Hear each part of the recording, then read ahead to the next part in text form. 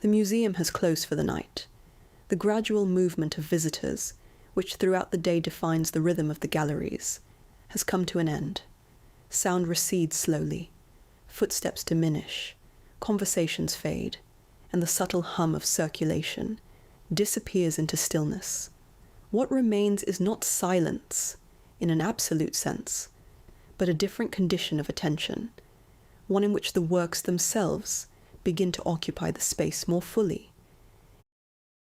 In institutions such as the Metropolitan Museum of Art or the extensive collections housed within the Louvre Museum, this transition is almost imperceptible. The architecture remains unchanged, the lighting consistent, and the arrangement of objects fixed. Yet the experience of the space shifts in a fundamental way. During the day, the encounter with art is structured by movement. Visitors pass from one object to another, guided by maps, labels, and expectations of significance. Time is limited, attention is divided, and works are often seen briefly, rather than studied in depth. At night, this structure dissolves. Without the constant flow of visitors, the galleries offer the possibility of sustained engagement. The sculptures themselves have not changed. They occupy the same positions within the same architectural framework. Yet their meanings are not fixed. They are shaped not only by the moment of their creation, but by the conditions under which they are displayed and the interpretive frameworks through which they are understood. To enter a museum is therefore not only to encounter objects, but to enter a system of knowledge. The arrangement of works within a gallery is never neutral. Objects are grouped, ordered, and contextualized in ways that construct relationships between them. A sculpture created in Florence may now stand beside one from Rome or from ancient Greece, allowing for comparison, but also reshaping meaning. Labels provide dates, names, and materials, but they also guide interpretation. They suggest what should be noticed, what should be valued, and how a work fits within a broader narrative of artistic development. In this sense, the museum functions not only as a site of preservation, but as a space of construction. It constructs histories, organizes time, and produces continuity across objects that were never originally intended to be seen together. The narratives that emerge from these arrangements are powerful, but they are also contingent. They reflect particular moments in the development of art history as a discipline, as well as the priorities of the institutions that display them. The concept of the Renaissance, which frames much of what we encounter in these galleries, is itself a product of historical interpretation. The term was popularized in the 19th century, most notably by the historian Jacob Burckhardt, who described the period as a rebirth of classical antiquity. According to this model, Europe emerged from what was characterized as the Middle Ages and entered a new phase of cultural development defined by the rediscovery of ancient knowledge and the emergence of the individual. This interpretation has been highly influential, but it is not without its limitations.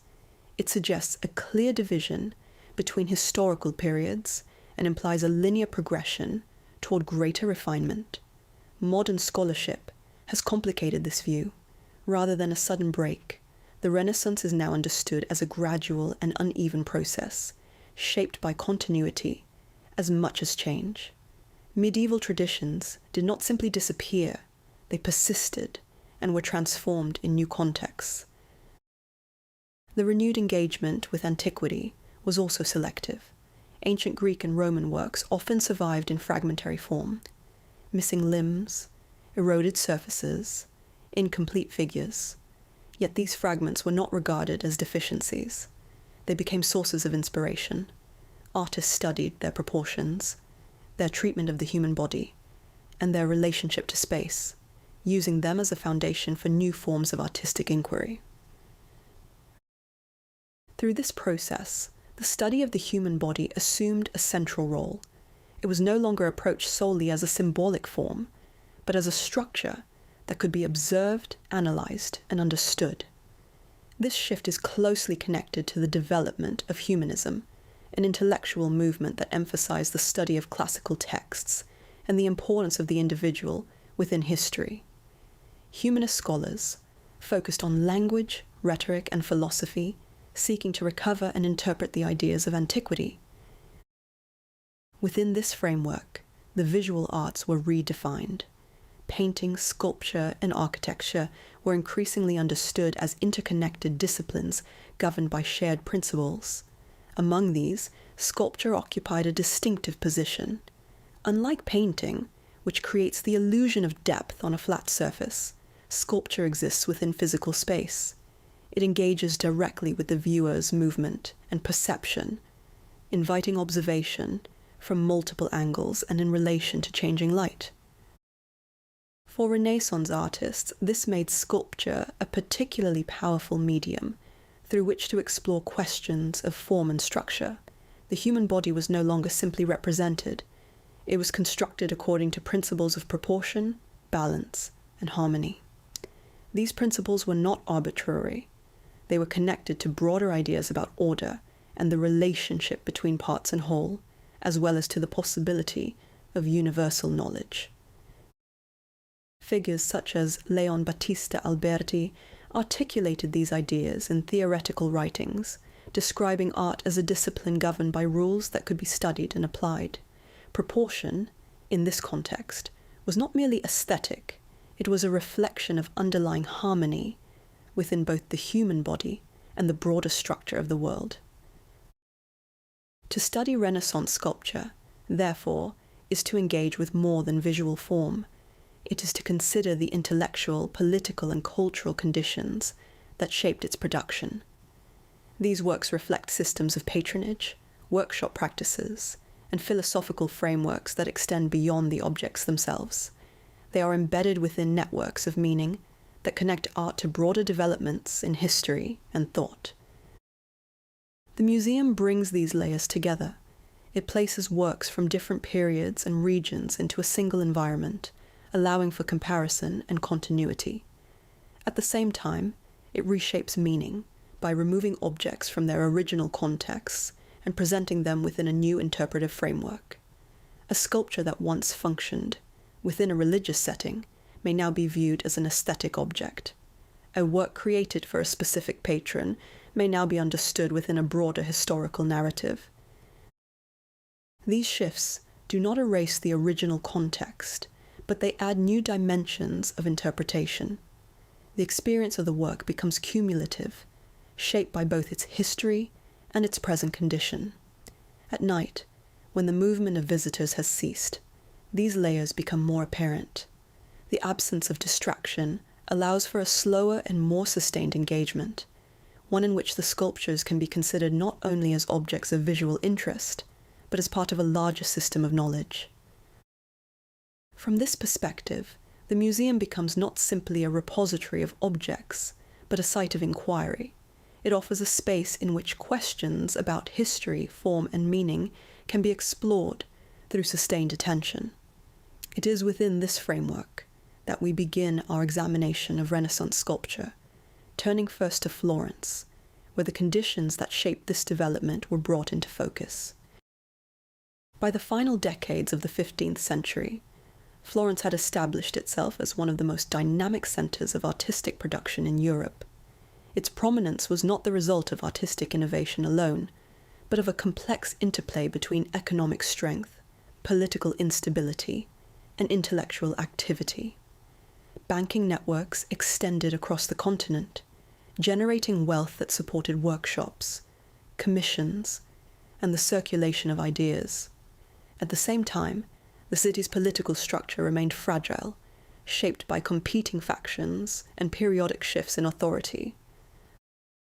For much of the 15th century, Florence had been dominated by the Medici family, whose influence extended beyond formal political office. Through strategic alliances, financial power, and cultural patronage, they shaped both the governance of the city and its artistic landscape. Under the leadership of Lorenzo de' Medici, often referred to as Lorenzo the Magnificent, Florence became a center not only of artistic production, but of intellectual exchange.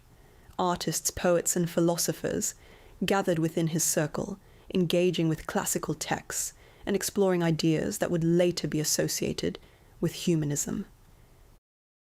This period of relative stability came to an abrupt end in 1494, when the Medici were expelled from the city.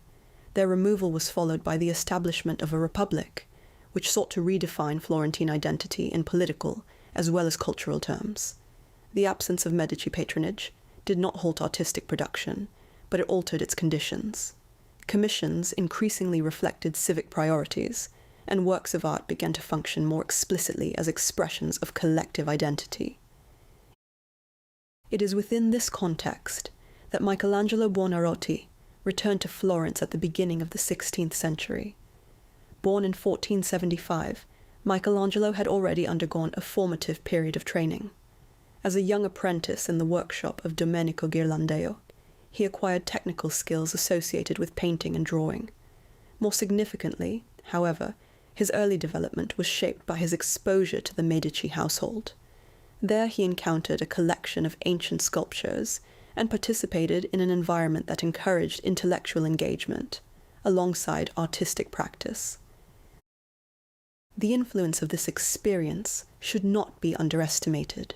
Within the Medici circle, classical antiquity was not approached merely as a source of aesthetic models, but as a body of knowledge to be studied and interpreted.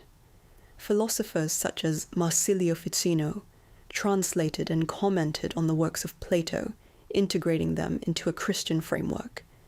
These ideas, often grouped under the term Neoplatonism, emphasize the relationship between physical beauty and spiritual truth. The visible world, in this view, was not separate from higher reality, but a reflection of it. When Michelangelo began work on the sculpture that would become known as David in 1501, he did so within a city that had undergone both political disruption and intellectual transformation. The commission originated with the Opera del Duomo, the institution responsible for the construction and maintenance of Florence Cathedral. The project had a long and complicated history. A large block of marble, quarried decades earlier, had been left partially worked and ultimately abandoned due to its difficult proportions. Narrow and flawed, it was widely considered unsuitable for a major sculpture. Michelangelo's decision to accept this block has often been interpreted as a demonstration of technical confidence, but it also reflects a broader approach to material and form. Rather than imposing a preconceived design onto the stone, he adapted his composition to its limitations. This responsiveness to material would become a defining feature of his sculptural practice, shaping not only the form of the figure, but the conceptual understanding of how a sculpture emerges from its medium. The choice of subject was itself significant. The figure of David, drawn from the Hebrew Bible, had long been associated with themes of strength, virtue, and divine favor. In earlier Florentine art, David had been depicted in various forms, often emphasizing the moment after victory over Goliath. Michelangelo's interpretation departs from this tradition. Instead of presenting the aftermath, he focuses on the moment before action. The figure is poised, attentive, and self-contained, suggesting a state of readiness rather than resolution. This shift in emphasis alters the meaning of the work. Rather than functioning as a narrative illustration, the sculpture becomes a meditation on potential and decision. It reflects a moment of anticipation, in which the outcome has not yet been determined. Within the political context of Florence at the time, this interpretation carried particular resonance. The Republic, newly established and surrounded by more powerful states, saw itself as vulnerable, yet capable. The image of David, confronting a larger opponent, became a symbol of civic identity. When the sculpture was completed in 1504, a decision was made that would further reinforce its political significance. Instead of placing it on the cathedral facades, as originally intended, it was installed in the Piazza della Signoria, the center of Florentine political life. There, it stood in proximity to the seat of government, functioning as a public statement, rather than a purely decorative element. The placement transformed the work, embedding it within the daily experience of the city and aligning it with the ideals of the Republic. The reception of David at the time reflects the importance attributed to the work. Contemporary accounts describe the deliberations surrounding its placement, as well as the recognition of its exceptional quality. Yet it is important to note that its meaning was not fixed, even in its own time. While it could be understood as a symbol of political strength, it also remained connected to its biblical origins and to the broader tradition of representing the human figure within a framework of proportion and balance. The structure of the figure itself demonstrates Michelangelo's engagement with classical principles. The pose reflects the concept of contrapposto, in which the distribution of weight creates a dynamic equilibrium between different parts of the body. This principle, developed in ancient Greek sculpture, had been rediscovered and studied by Renaissance artists as part of their engagement with antiquity. In David, it is employed with particular clarity, organizing the figure in a way that suggests both stability and potential movement. At the same time, Michelangelo introduces subtle deviations from natural proportion. The hands and head are slightly enlarged, a choice that has been interpreted in various ways. One explanation relates to the intended placement of the sculpture at a height, where such adjustments would have compensated for the viewer's perspective. Another interpretation emphasizes their expressive function, drawing attention to the elements of action and thought. Regardless of the precise reasoning, these modifications demonstrate that the work is not a simple imitation of nature, but a constructed form shaped by both practical and conceptual considerations. The creation of David thus reflects multiple layers of context. It is shaped by the political conditions of Florence, the intellectual environment of humanism, the material constraints of the marble block, and the artist's own engagement with classical tradition. To understand the sculpture fully requires attention to all of these factors, as well as to the ways in which they intersect. Within the museum setting, however, many of these conditions are no longer immediately visible. The sculpture is removed from its original location and placed within a different framework, one that emphasizes its status as a work of art rather than a civic monument. This shift does not eliminate its historical significance, but it alters the way in which it is encountered. The viewer is invited to consider not only its original meaning, but its place within a broader narrative of artistic development. In this sense, David serves as a point of transition within the study of Renaissance sculpture. It brings together elements of antiquity, humanism, and political identity, while also demonstrating the capacity of art to operate across different contexts. The figure stands not only as a representation of a biblical hero, but as a construction shaped by history, material, and thought. From Florence, our focus will shift to Rome, where a different system of patronage and authority produced works that reflect alternative conditions of artistic production. It is there, in the context of papal commissions and ecclesiastical power, that Michelangelo created one of his earliest masterpieces, the Pieta, a work that reveals another dimension of his engagement with form meaning and the relationship between the human and the divine. Before Michelangelo's major works in Florence and Rome can be fully understood, it is necessary to consider the conditions that shaped his early development. His sculpture does not emerge in isolation, nor can it be explained solely through technical skill. It is the result of a particular convergence of training, intellectual exposure, and historical circumstance that positioned him within one of the most dynamic cultural environments of the Renaissance. Michelangelo Buonarroti was born in 1475 in the small town of Caprice. Though he was raised primarily in Florence, the city that would define his early career, his family, while not impoverished, did not belong to the highest ranks of Florentine society, and his father initially resisted the idea of his son pursuing a career as an artist. At the time, artistic labor was still associated with manual work, and therefore not considered an appropriate profession for a family seeking to maintain social standing.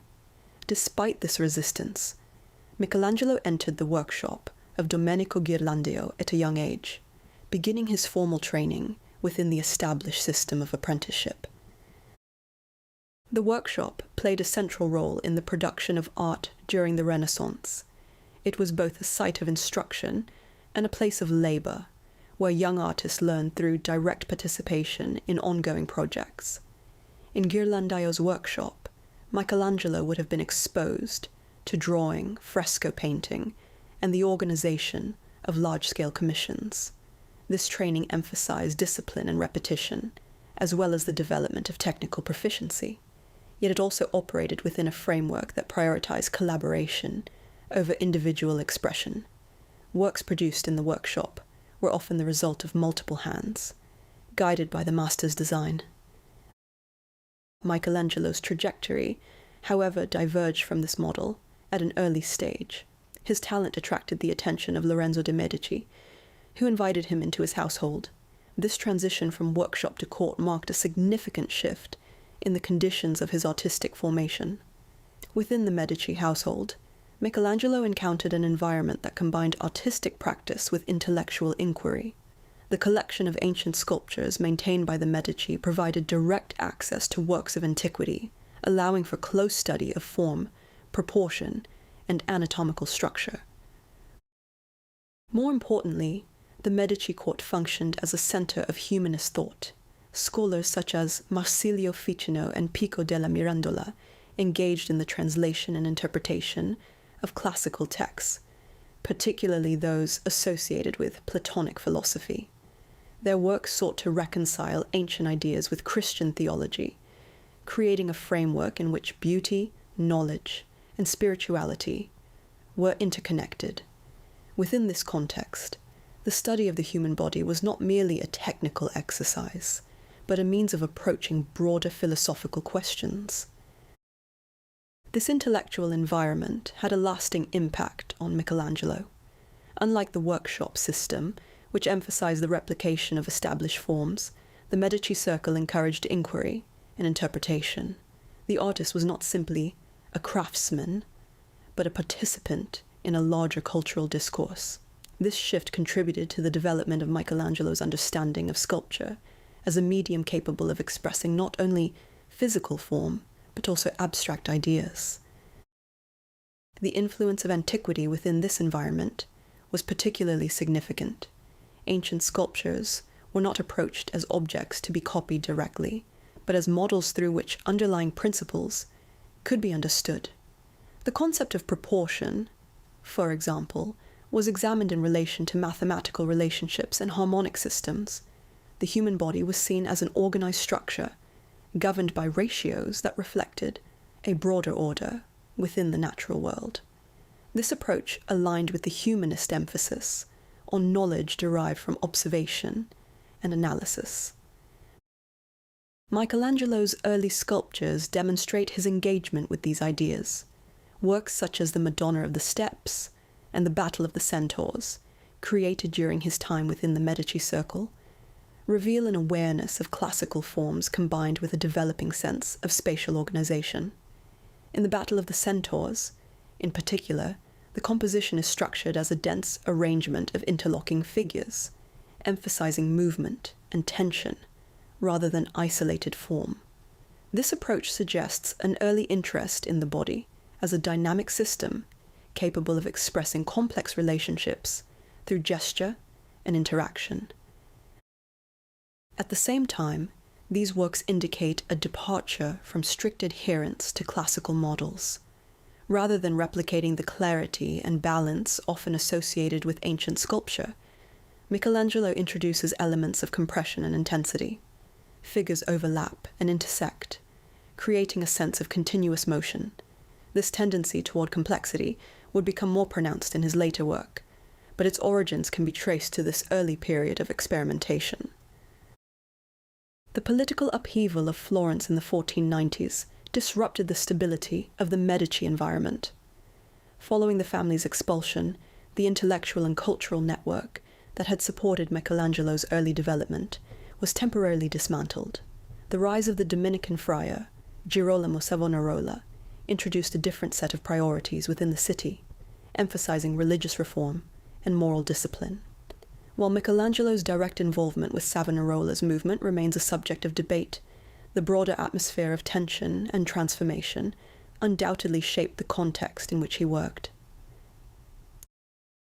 During this period, Michelangelo left Florence and travelled to other cities, including Bologna and Rome. These movements were not unusual for artists of the time, who often sought opportunities across different regions.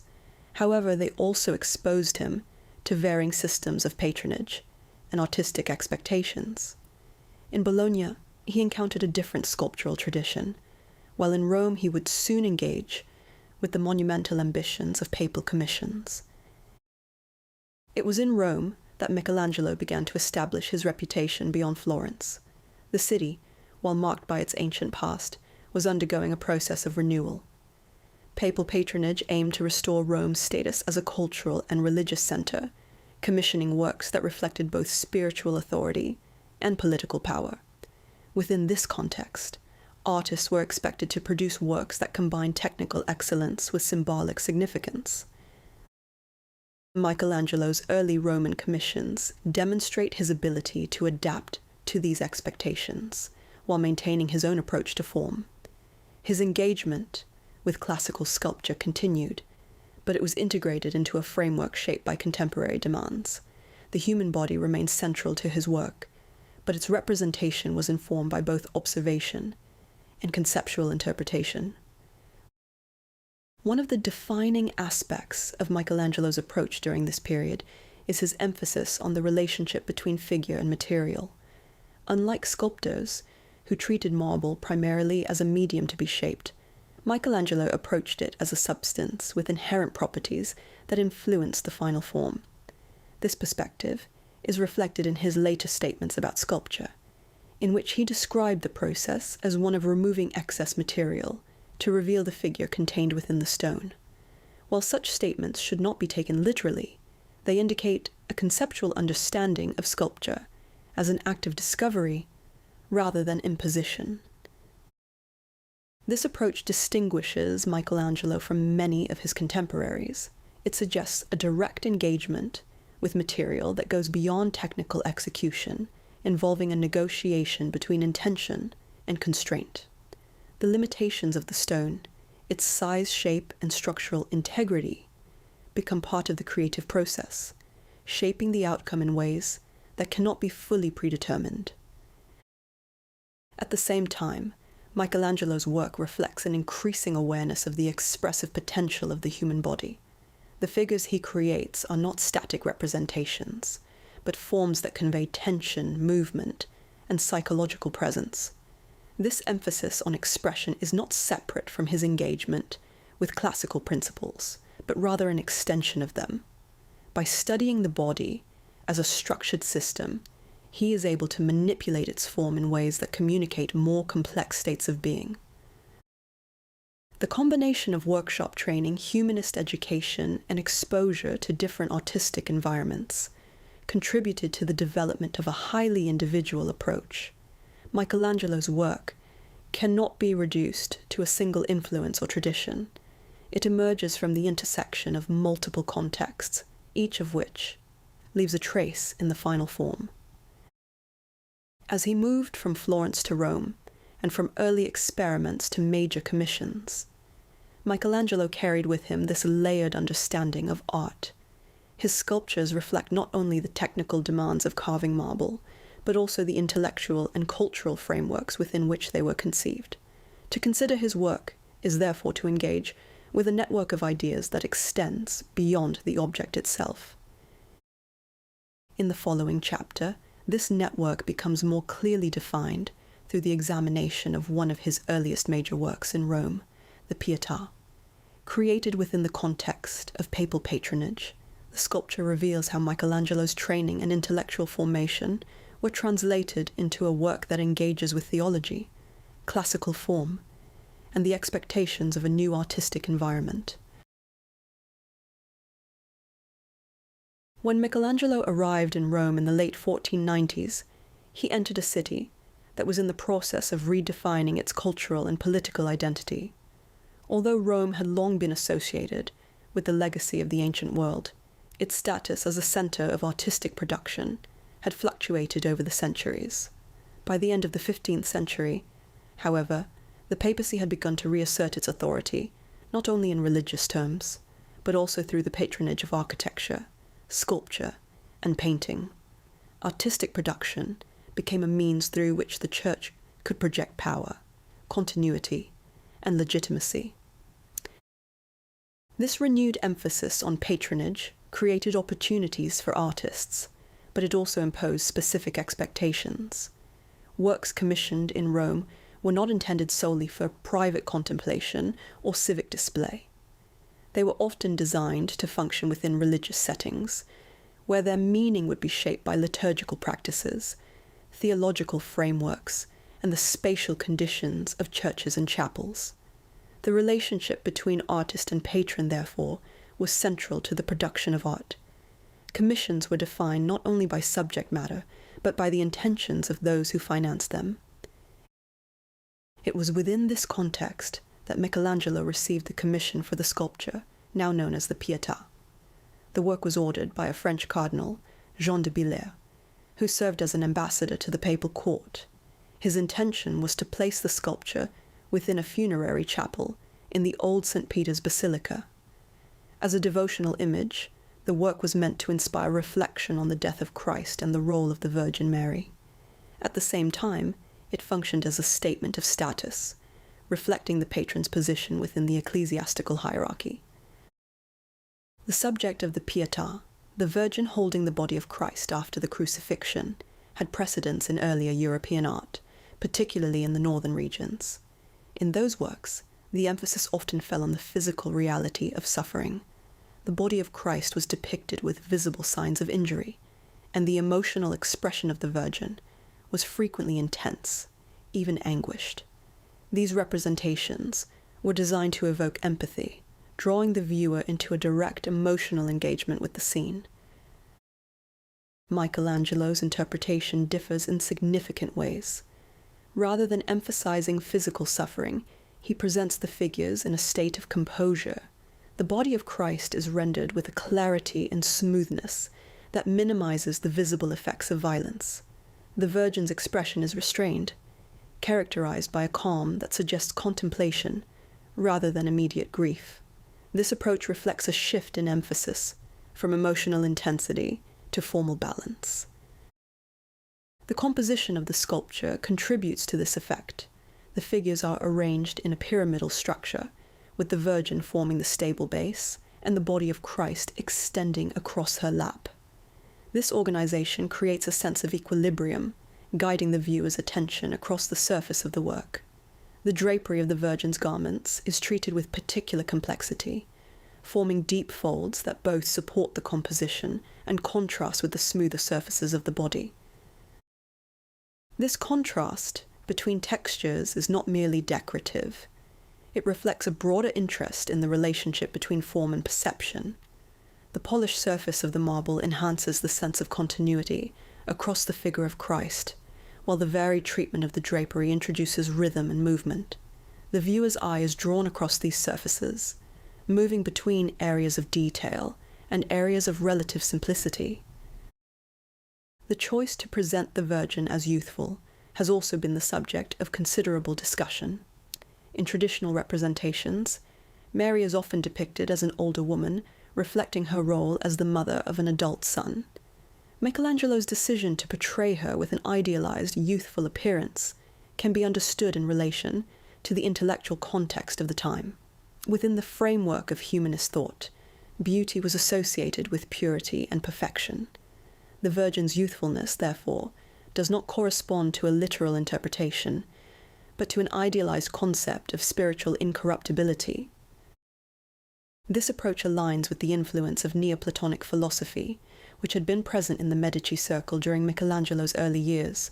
According to this perspective, physical beauty serves as a reflection of higher immaterial truth. The representation of the body is not limited to its physical condition, but extends to its capacity to suggest something beyond itself. In the Pieta, the clarity and balance of the forms contribute to this effect, creating a sense of stillness that encourages contemplation rather than immediate emotional reaction. The technical execution of the sculpture further reinforces this impression. The marble has been worked to an exceptionally high degree of finish, with surfaces that appear smooth and continuous. This level of refinement requires not only skill, but a precise understanding of the material. Marble, as a medium, presents both possibilities and constraints. Its density allows for fine detail, but its structural properties demand careful planning to avoid fracture. Michelangelo's ability to navigate these constraints reflects his mastery of the material, as well as his sensitivity to its potential. At the same time, the Pieta reveals Michelangelo's engagement with the expectations of Roman patronage. The work is designed to function within a specific spatial and devotional context. Its scale, composition, and level of finish are all calibrated to the environment in which it was intended to be viewed. The sculpture is not an isolated object, but part of a larger architectural and liturgical framework. The reception of the Pieta contributed to Michelangelo's growing reputation in Rome. Contemporary accounts describe the work as remarkable for its beauty and technical achievement. It is also notable that Michelangelo signed the sculpture, carving his name across the sash that runs diagonally across the Virgin's chest. This act is unusual within the context of his career, as he rarely signed his works.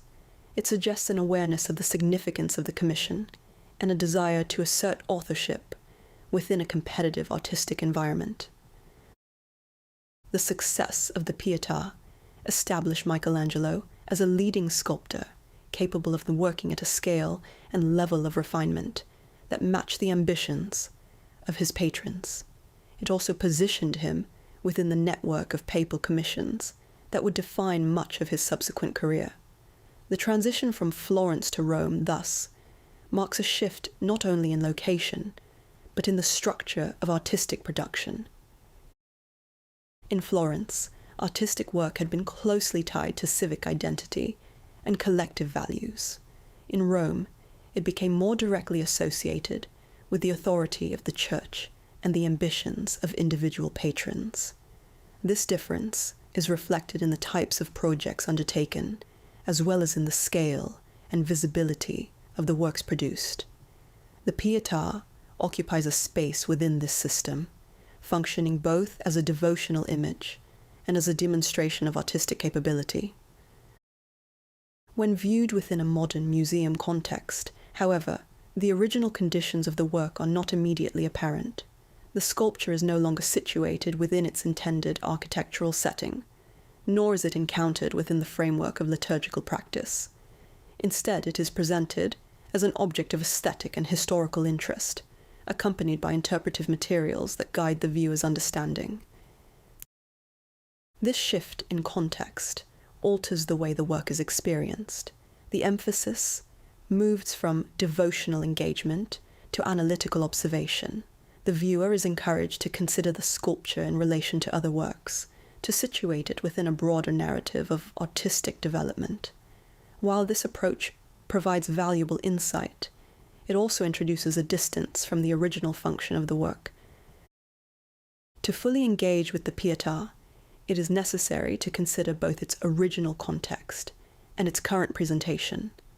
The sculpture operates on multiple levels, shaped by the conditions of its commission, the intellectual environment of its creation, and the frameworks through which it is now interpreted. Its meaning is not fixed, but evolves as it moves between different settings and audiences. As Michelangelo's career progressed, the scale and complexity of his commissions increased. The transition from the Pieta to later projects reflects not only a development in his artistic approach, but also a shift in the expectations placed upon him by his patrons.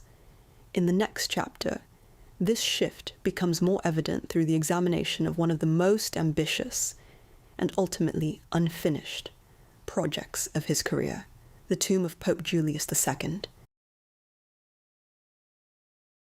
Although Michelangelo's David is often discussed as a singular masterpiece, its significance cannot be understood without considering the broader conditions that shaped its creation and reception. the sculpture occupies a central position within the history of Renaissance art, not only because of its technical achievement, but because of the ways in which it brings together questions of form, politics, and interpretation. It exists simultaneously as an object of aesthetic study and as a historical construct, shaped by the specific circumstances of early 16th century Florence.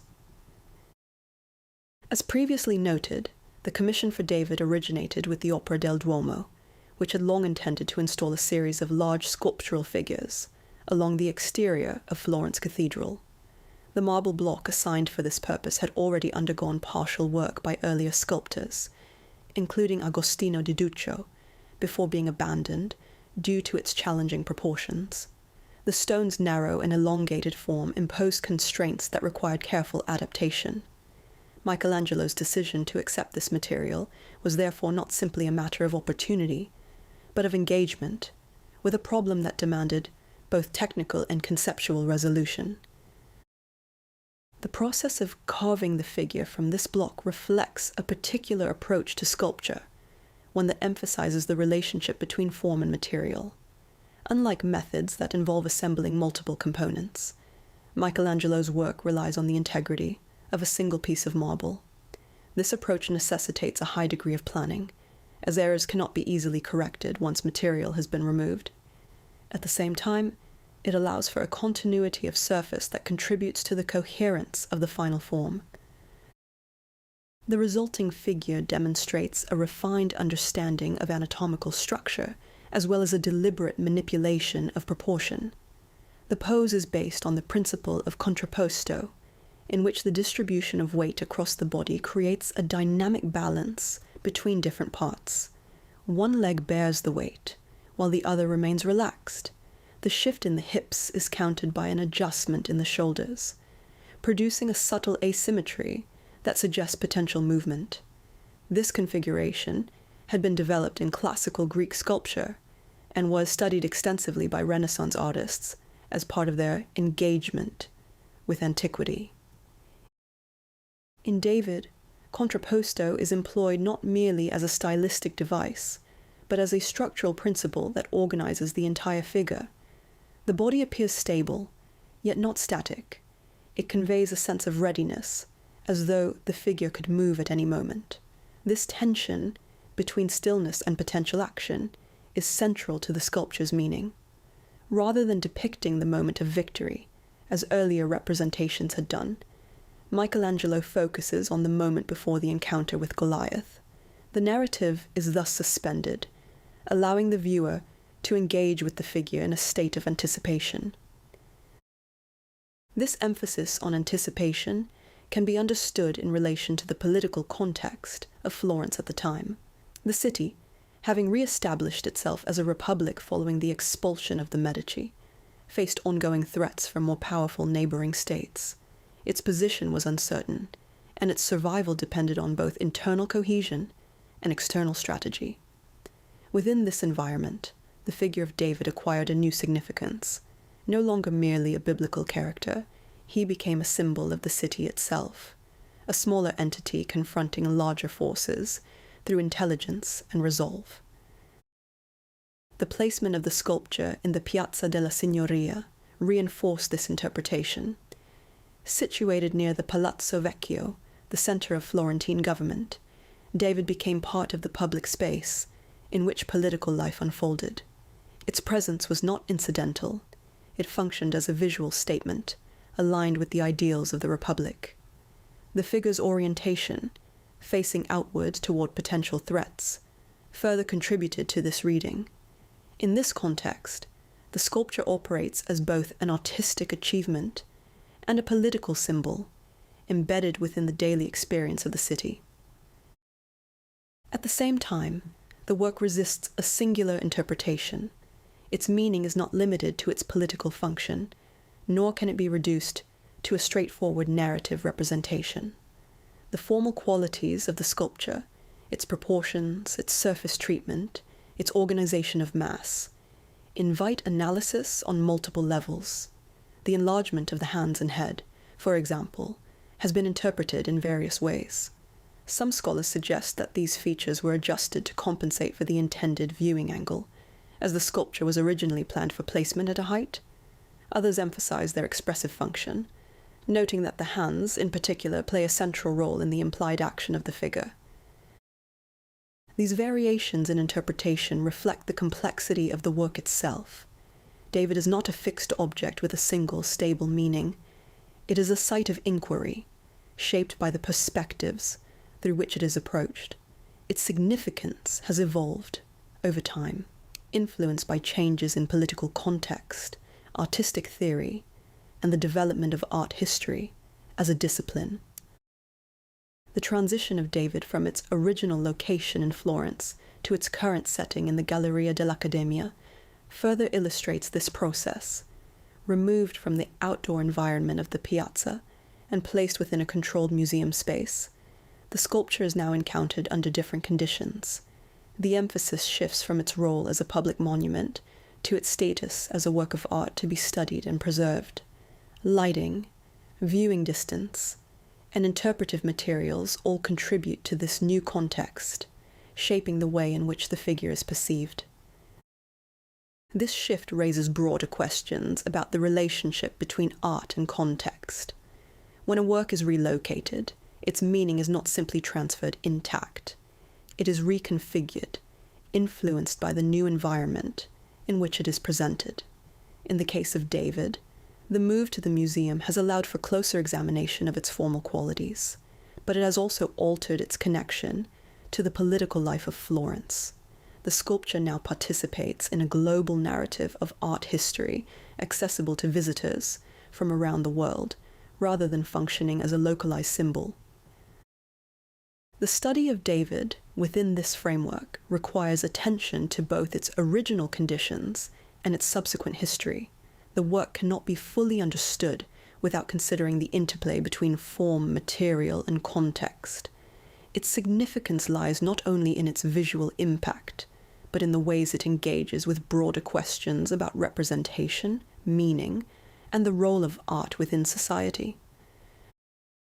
Michelangelo's achievement in David thus extends beyond the creation of a single figure. It involves the integration of technical skill, intellectual inquiry, and responsiveness to historical circumstance. The sculpture reflects the artist's engagement with classical principles, his adaptation to the constraints of the material, and his participation in the political and cultural life of Florence. It stands as an example of how art can operate across multiple domains, connecting aesthetic form with social and historical meaning. As Michelangelo's career progressed, the scale and ambition of his projects continued to expand. The clarity and balance evident in David would give way in later works to increased complexity and, at times, incompletion.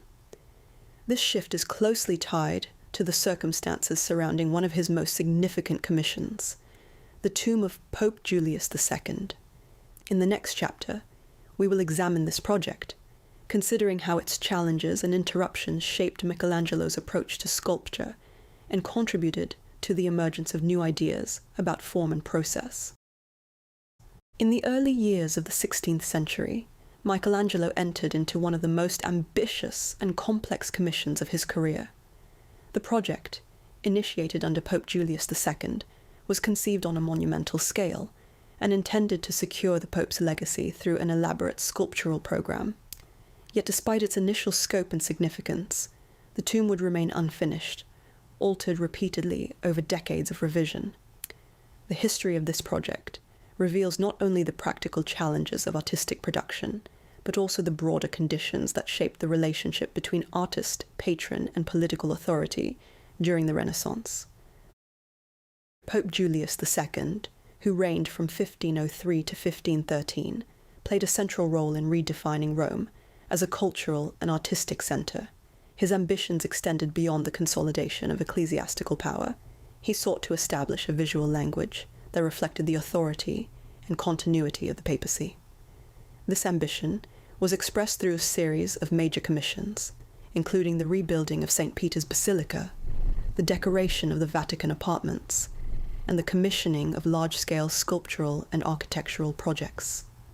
In each case, art functioned as a means of articulating power. Within this context, the tomb of Julius II was conceived not merely as a funerary monument, but as a statement of enduring presence. Early designs suggest a structure of considerable scale, incorporating multiple levels and a large number of sculptural figures. The project was intended to stand independently within St. Peter's Basilica, commanding attention through both its size and its complexity. For Michelangelo, the commission represented an opportunity to engage with sculpture on an unprecedented scale, extending beyond the single figure, to encompass an entire architectural and iconographic system. The initial stages of the project required Michelangelo to travel to Carrara, where he selected marble for the sculptures. This process was itself significant, as it reflects the extent to which the artist was involved not only in the design and execution of the work, but in the selection of its material. The choice of marble, its quality and dimensions, would determine the possibilities available for carving. Michelangelo's direct engagement with this process underscores his understanding of sculpture as a practice rooted in the material conditions of production. Despite this promising beginning, the tomb project soon encountered difficulties. Julius II's attention was divided among multiple initiatives, and resources were redirected toward other undertakings, including military campaigns and architectural projects. Michelangelo, who had already invested considerable time and effort into the preparation of the tomb, found himself in a position of uncertainty. The suspension of work was not a simple delay, but a disruption that would have lasting consequences for both the project and his career. The tension between artist and patron during this period is well documented. Michelangelo's frustration with the lack of progress led him to leave Rome temporarily, returning to Florence before being summoned back by the Pope. This episode illustrates the precarious nature of artistic labor within a system of patronage. While artists depended on the support of powerful figures, they were also subject to the changing priorities and decisions of those patrons. The realization of a project could be altered or abandoned at any stage, regardless of the artist's intentions. When work on the tomb resumed, it did so under significantly revised conditions. The scale of the project was reduced and its design modified. Over the following decades, the tomb would undergo multiple iterations, each reflecting a different set of constraints. The final version, completed long after Julius II's death, bears little resemblance to the original plan. It stands as a fragment of what had once been envisioned, shaped by compromise and adaptation. Among the sculptures associated with the tomb, the figure of Moses occupies a central position. Although it belongs to a later phase of the project, it provides insight into Michelangelo's approach during this period.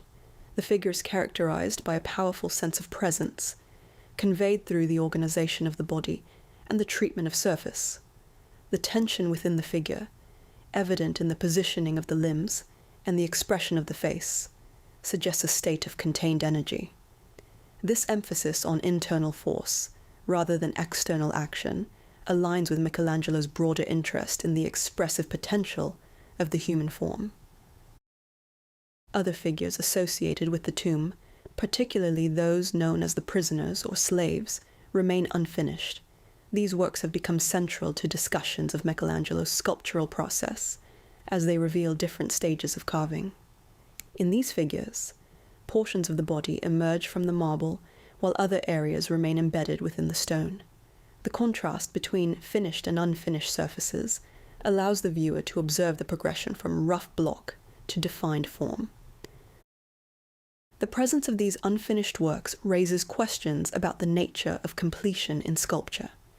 While it is possible to attribute their state to the interruption of the project, their significance extends beyond their incomplete condition.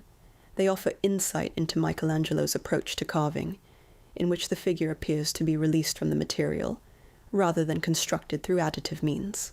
This process emphasizes the relationship between form and substance, suggesting that the final image is already contained within the marble. The idea that sculpture involves the revelation of an existing form has often been associated with Michelangelo's own statements about his practice. While such statements should be understood in a metaphorical sense, they reflect a conceptual framework in which the artist engages with the material as a site of potential rather than a neutral medium. The unfinished figures make this engagement visible, exposing the stages of transformation that are usually concealed in completed works. The difficulties surrounding the tomb project also had broader implications for Michelangelo's career. During periods when work on the tomb was suspended, he was assigned to other major commissions, most notably the painting of the Sistine Chapel ceiling. This shift from sculpture to painting, although initially resisted by Michelangelo, contributed to the expansion of his artistic practice. It also reflects the demands placed upon artists working within the papal court, where versatility and responsiveness to patronal needs were essential. At the same time, the repeated revisions of the tomb project illustrate the instability inherent in large-scale artistic production during the Renaissance. Projects of this magnitude required sustained financial and institutional support, which could be affected by political events, economic conditions, and changes in leadership. The tomb of Julius II, despite its ambitious conception, was ultimately shaped by these external factors, as much as by the intentions of its creator. When viewed within the context of a museum or historical narrative, the tomb project is often presented through its surviving components, rather than as a unified whole. The fragmentation of the project complicates its interpretation, as it requires the reconstruction of an original design that was never fully realized. At the same time, this fragmentation allows for a closer examination of individual works, each of which contributes to an understanding of Michelangelo's approach to sculpture. The tomb of Julius II thus occupies a distinctive position within Michelangelo's career. It represents both an aspiration toward monumental synthesis and a demonstration of the limits imposed by circumstance. The project reveals the interplay between artistic ambition and practical constraint, as well as the dependence of artistic production on systems of patronage. In the following chapter, we will examine the unfinished sculptures associated with this project in greater detail, considering how their incomplete state has been interpreted within art history. These works, often described through the concept of nonfinito, offer a different perspective on Michelangelo's practice, one that emphasizes process, tension, and the ongoing negotiation between form and material. The unfinished sculptures associated with Michelangelo's career, particularly those connected to the tomb of Julius II, have long occupied a distinctive place within the history of art. Unlike completed works, which present a resolved form, these figures remain in a state of transition. Portions of the body are clearly defined, while others appear to recede into the raw surface of the marble. This condition, often described by the Italian term nonfinito, has been interpreted in various ways, ranging from a practical consequence of interrupted commissions to a deliberate aesthetic choice. Regardless of its origin, the unfinished state of these works has become central to their meaning. To understand the significance of nonfinito, it is necessary to consider the process of sculptural production. Carving marble involves the gradual removal of material, moving from a rough block toward a defined form. This process typically follows a sequence, beginning with broad cuts that establish the general shape, followed by increasingly refined stages that articulate detail.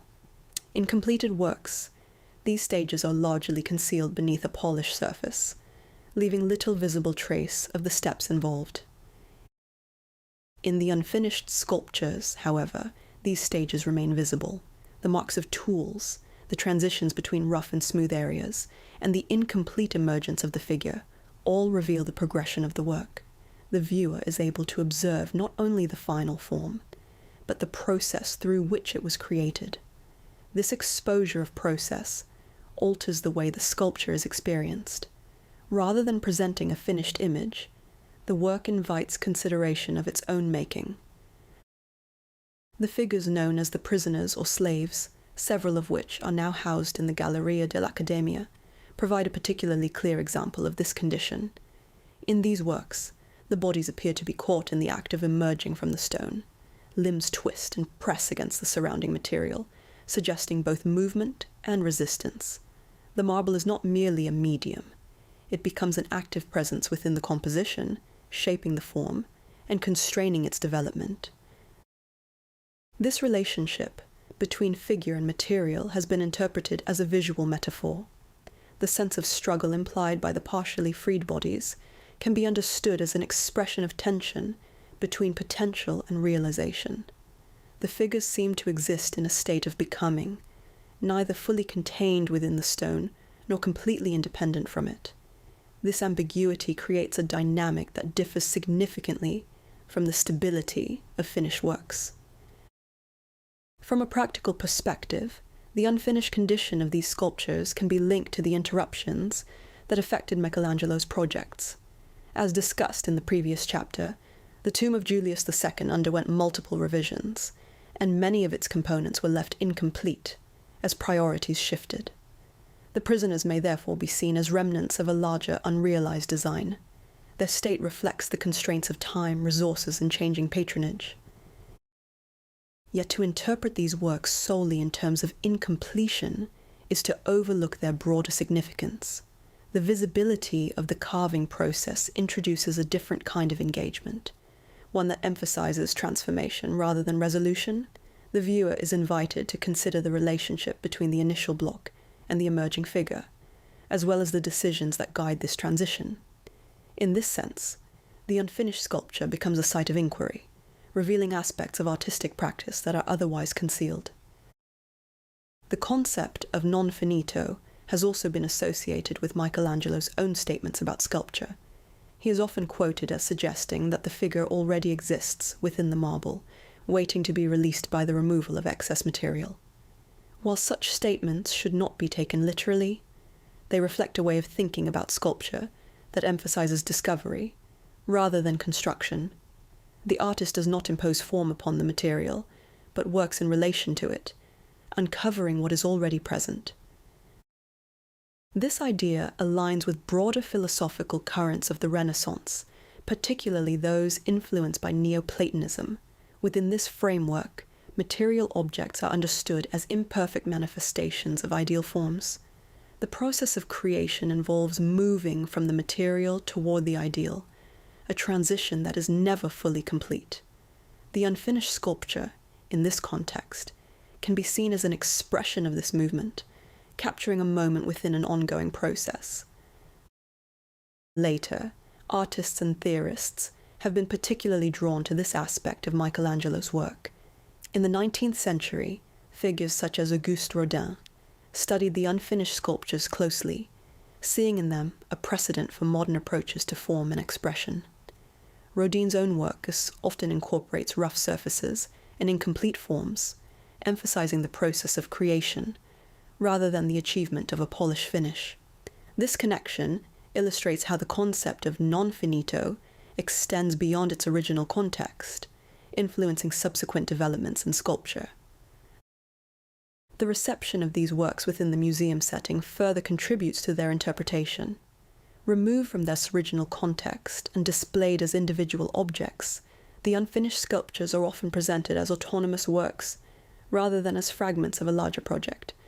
This shift in presentation allows for a focused examination of their formal qualities, but it also alters their relationship to the original commission. The viewer encounters them not as incomplete elements, but as finished objects in their own right. This recontextualization raises questions about the nature of completion in art. What constitutes a finished work? Is completion defined by the artist's intention, by the state of the object, or by the way it is perceived? The unfinished sculptures challenge these distinctions, occupying a position that resists clear categorization. They are neither entirely incomplete nor conventionally finished, but exist in a state that invites ongoing interpretation.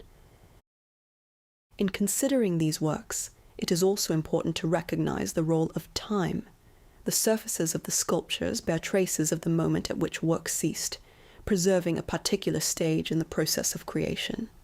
Yet over time, this condition acquires its own significance.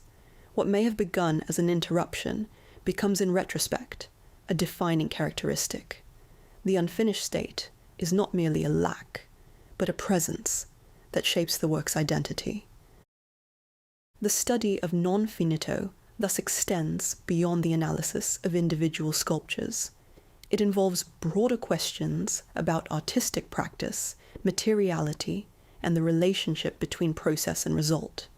These questions continue to resonate within contemporary discussions of art, where the boundaries between finished and unfinished, intentional and accidental, remain fluid. As Michelangelo's career progressed, the tension between completion and incompletion became increasingly pronounced. In his later works, the distinction between defined and undefined forms becomes more complex, reflecting a shift in both style and approach. This development is closely connected to his work in Florence during the later stages of his career, particularly in relation to the Medici Chapel. In the next chapter, we will examine this project, considering how the integration of sculpture and architecture creates a space in which abstract concepts, such as time, transition, and continuity, are expressed through form. By the time Michelangelo returned to Florence in the second decade of the 16th century, both his career and the political landscape of the city had undergone significant transformation. The Medici family, who had once been expelled, had regained control, and Florence was again shaped by dynastic patronage rather than republican governance. This restoration altered the conditions under which art was produced, re-establishing a system in which large-scale commissions were closely tied to the ambitions of powerful families. It was within this context that Michelangelo undertook the project, now known as the Medici Chapel, located within the complex of San Lorenzo.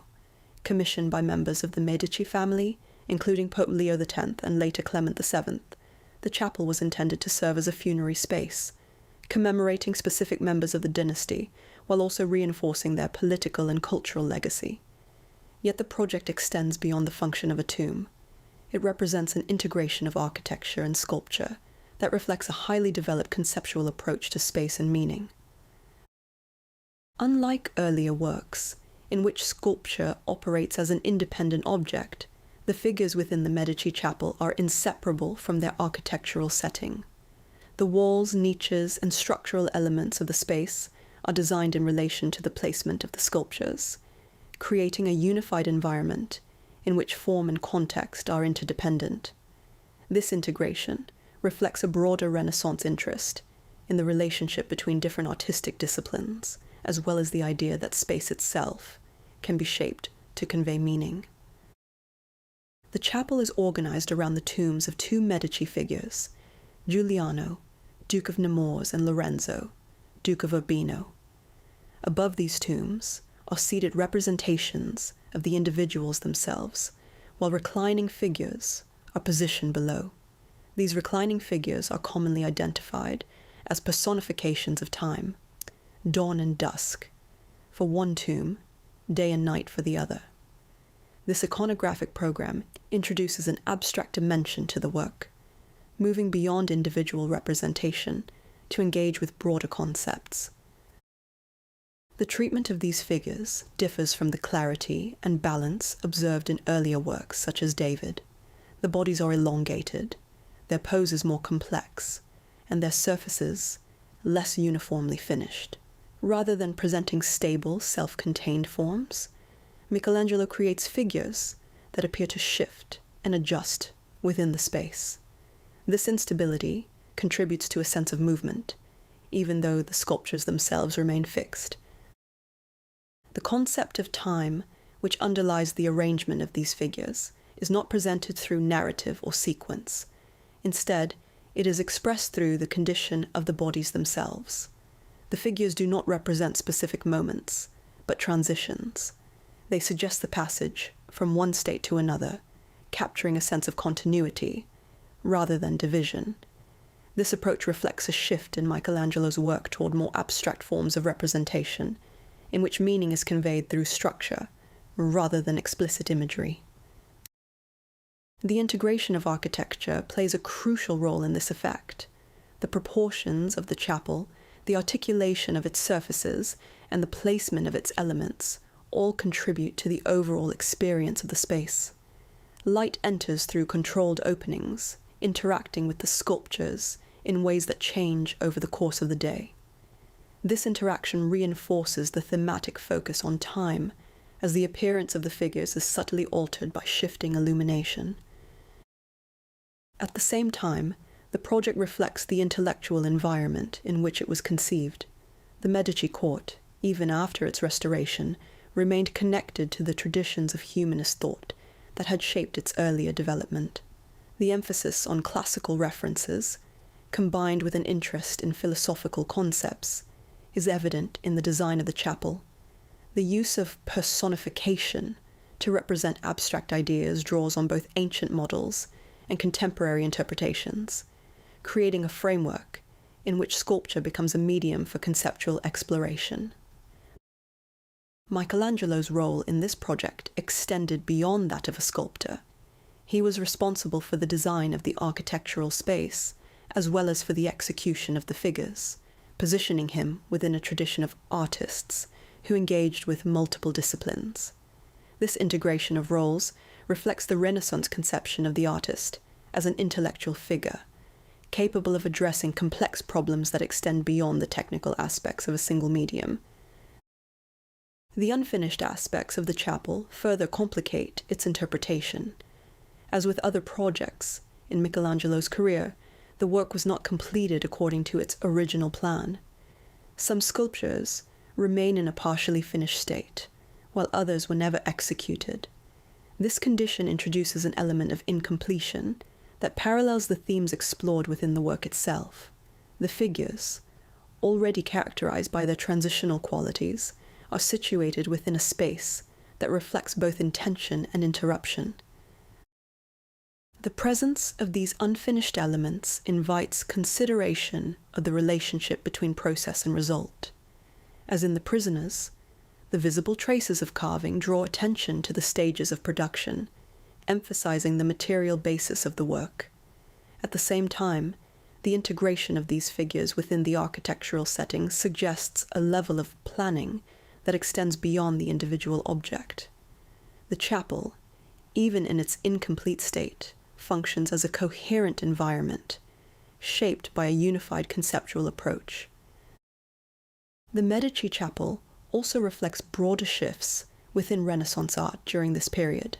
The movement away from the balanced compositions of the early Renaissance toward more complex and expressive forms is often associated with the emergence of mannerism. While the term itself is applied retrospectively, it captures a tendency toward experimentation, in which established conventions are reinterpreted and transformed. The figures within the chapel, with their elongated proportions and intricate poses, exemplify this development. At the same time, the project remains rooted in the traditions that preceded it. The emphasis on the human body, the engagement with classical forms, and the integration of architecture all reflect continuities within Renaissance practice. The chapel does not represent a complete departure from earlier approaches, but rather a reconfiguration of them, shaped by new concerns and circumstances. When encountered within the present day, the Medici Chapel offers a different experience from that of its original context. Visitors move through the space, observing the sculptures from various angles and under controlled lighting conditions. Interpretive materials provide information about the figures, their meanings, and their historical background. Yet the conceptual complexity of the work resists complete explanation. The relationship between architecture and sculpture, between form and idea, remains open to interpretation. This openness is central to the significance of the chapel. It does not present a single fixed meaning, but invites sustained engagement. The figures, positioned within the architectural framework, create a dialogue between body and space, between stability and transition. The theme of time, expressed through both the iconography and the experience of the space, reinforces this sense of continuity. As Michelangelo's work continued to evolve, the tension between clarity and complexity, completion and incompletion, became increasingly pronounced. The Medici Chapel stands at a point within this trajectory where these elements converge, producing a work that is both rooted in tradition and oriented toward new possibilities. In the next chapter, we will turn from the integration of sculpture and architecture to a more explicitly theoretical question that occupied Renaissance artists and thinkers: the comparison between sculpture and painting. Known as the Paragone, this debate reflects broader concerns about representation, perception, and the nature of artistic practice, providing further insight into the intellectual framework within which Michelangelo and his contemporaries worked. During the Renaissance, artistic practice was not only defined by the production of works, but also by an expanding body of theoretical reflection. Artists, writers, and scholars engaged in debates concerning the nature of art, its purposes, and its relationship to knowledge. Among the most significant of these debates was the Paragone, a term used to describe the comparison between the arts, most notably between sculpture and painting. This discussion, which took place across the 15th and 16th centuries, reflects broader concerns about perception, representation, and the status of the artist within society. The question at the center of the Paragone was deceptively simple: which art form is superior? Yet the answers offered were complex, shaped by differing assumptions about what art was meant to achieve.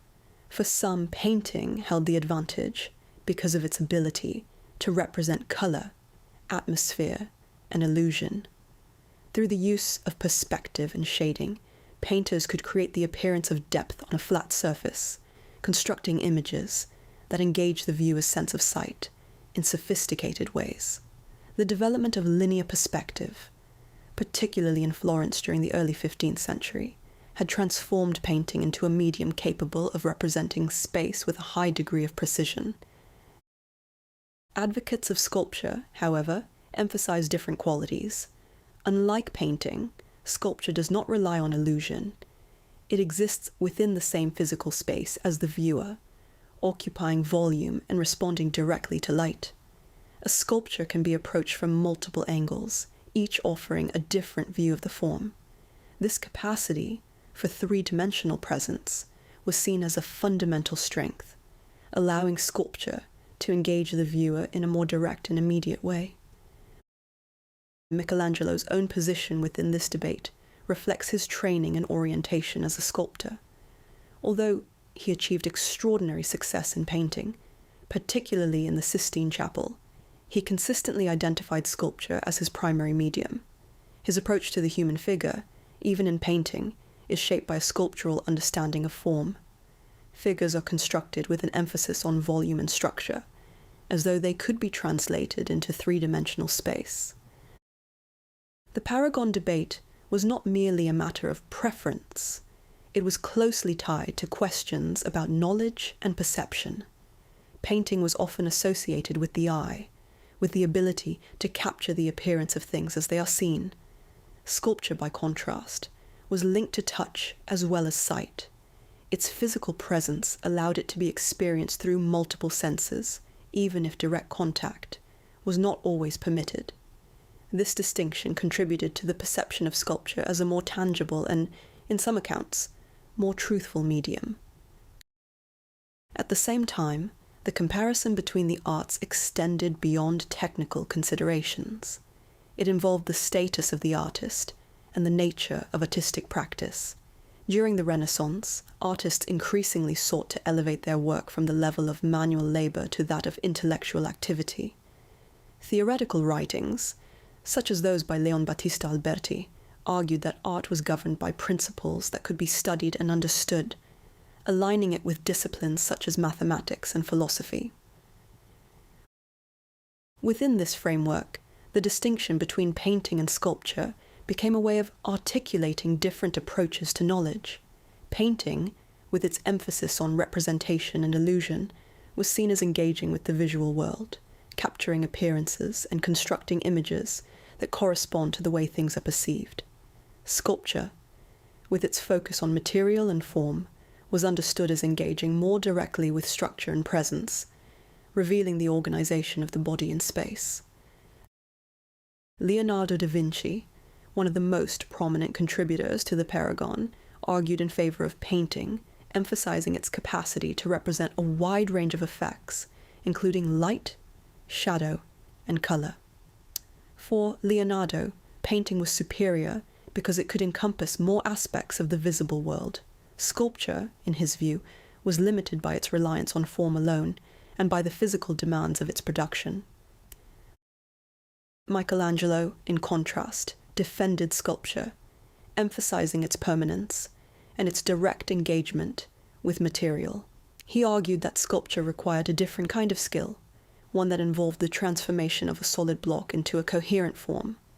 This process, he suggested, demanded a deeper understanding of structure, as the sculptor must consider the figure in relation to the material from which it is carved. These differing positions illustrate the extent to which the Paragone was embedded within broader intellectual currents. The debate reflects a period in which the boundaries between disciplines were being redefined, and in which artists sought to articulate the principles underlying their work. It also highlights the diversity of approaches within Renaissance art, demonstrating that there was no single, unified conception of artistic practice.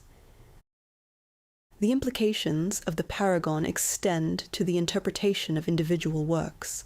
In Michelangelo's sculptures, for example, the emphasis on the body as a structured form can be understood in relation to his preference for sculpture as a medium.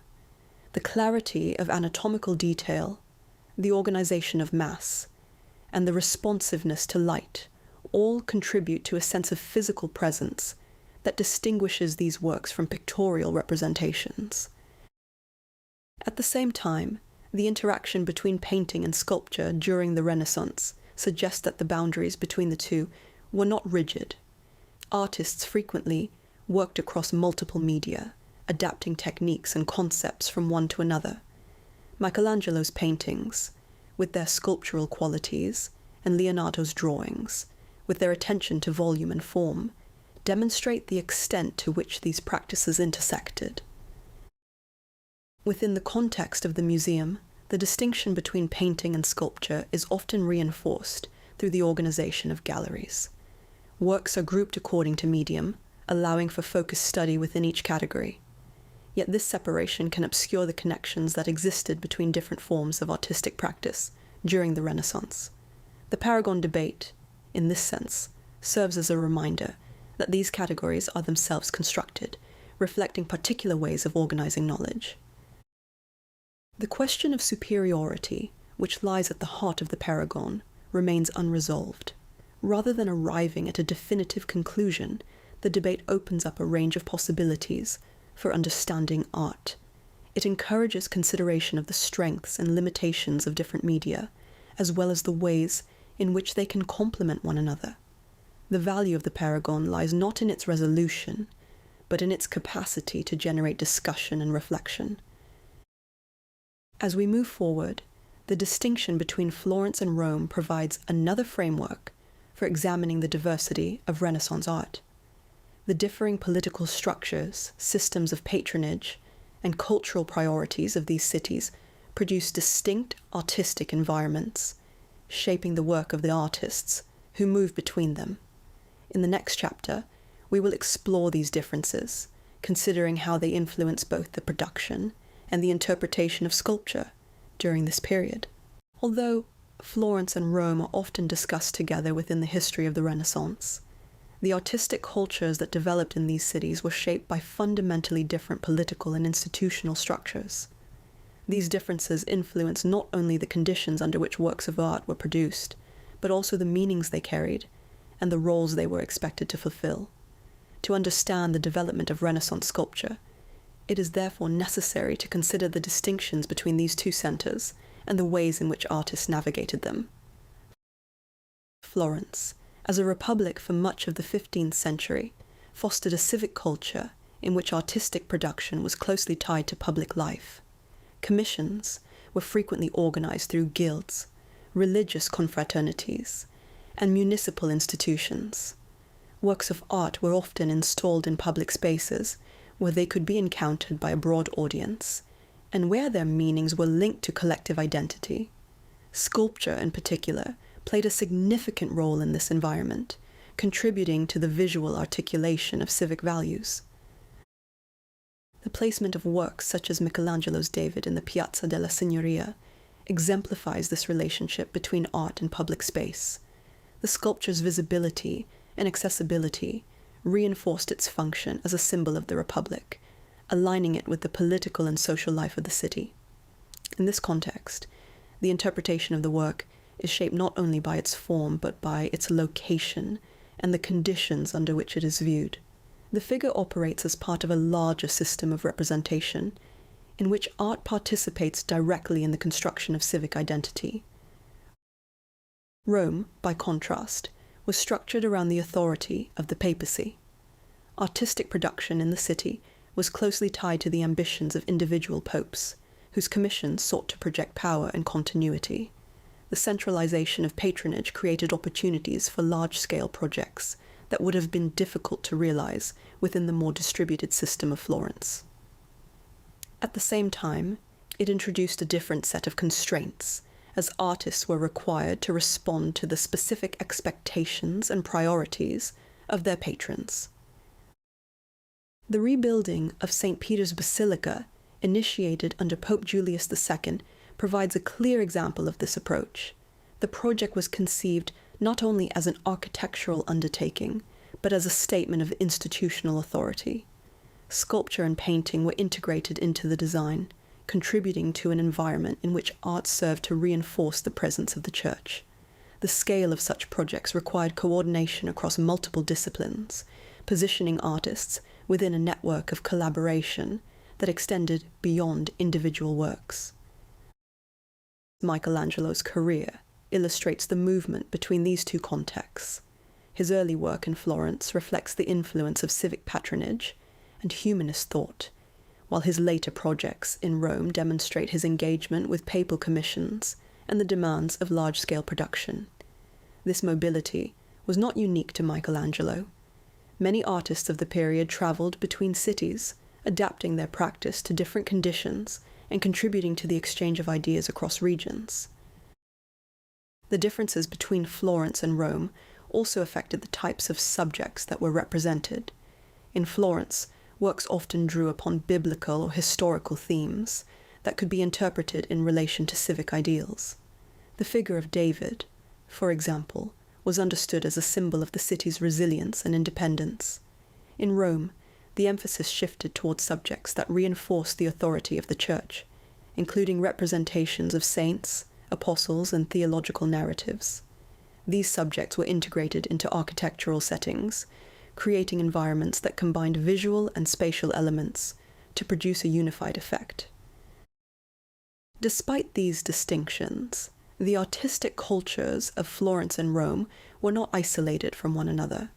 The movement of artists, the circulation of works, and the exchange of ideas contributed to a shared framework within which differences could be negotiated. Techniques developed in one city were adapted in another, and theoretical discussions, such as those associated with the Paragone, provided a common language for articulating artistic concerns. The interaction between these two centers can also be understood in terms of competition. Both Florence and Rome sought to assert their cultural significance, using art as a means of demonstrating their achievements. This competition encouraged innovation, as artists were challenged to produce works that could match or surpass those of their contemporaries. The result was a dynamic environment in which artistic production was driven by both collaboration and rivalry. Within the context of sculpture, these differences and interactions are reflected in the range of works produced during the Renaissance. The clarity and balance associated with Florentine sculpture coexist with the scale and complexity of Roman commissions, illustrating the diversity of approaches within the period. Michelangelo's work, spanning both contexts, embodies this diversity, integrating elements from each while maintaining a distinct artistic identity. The study of these works within the museum setting introduces another layer of interpretation. When sculptures from Florence and Rome are displayed together, the distinctions between their original contexts may be less immediately apparent. The viewer encounters them within a unified space, organized according to chronological or stylistic criteria, rather than geographic or political ones.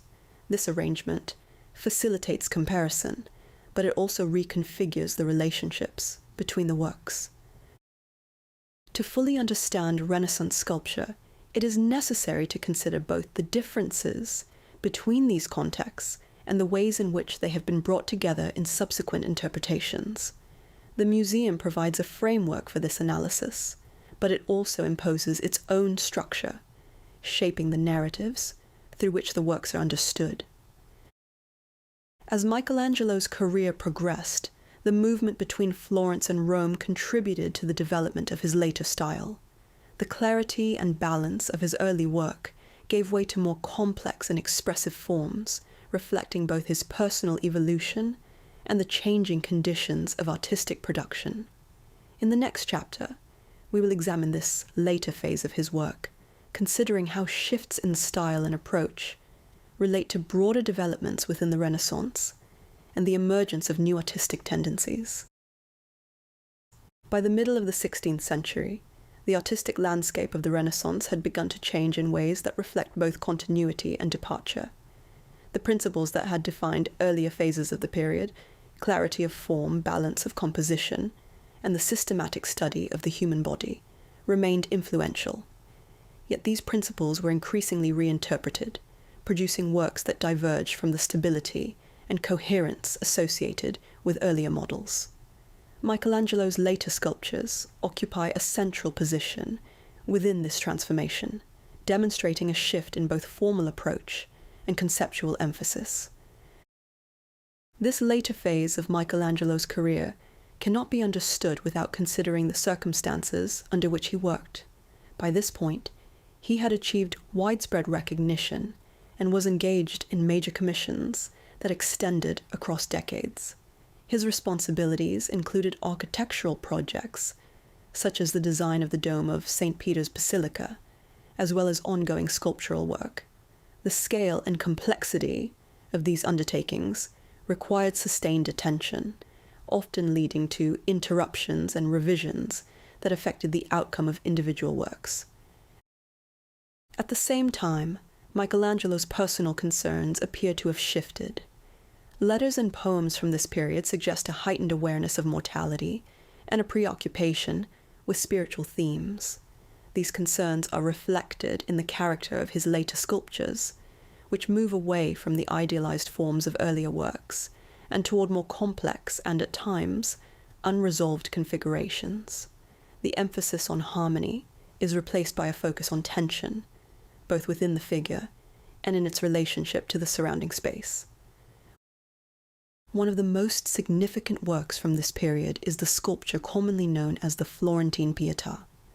Unlike the earlier Pieta created in Rome, this work presents a more intricate arrangement of figures, including the body of Christ, supported by multiple participants. The composition is less stable, with figures that appear to interlock and depend upon one another for structural coherence. This interdependence introduces a sense of instability, as though the balance of the composition is continually being negotiated. The surfaces of the sculpture further contribute to this effect. Unlike the highly polished finish of the earlier Pieta, the later work retains areas that are only partially refined. The transitions between finished and unfinished sections are more pronounced, drawing attention to the process of carving. This approach aligns with the concept of nonfinito, discussed in previous chapters, but it takes on a different character here.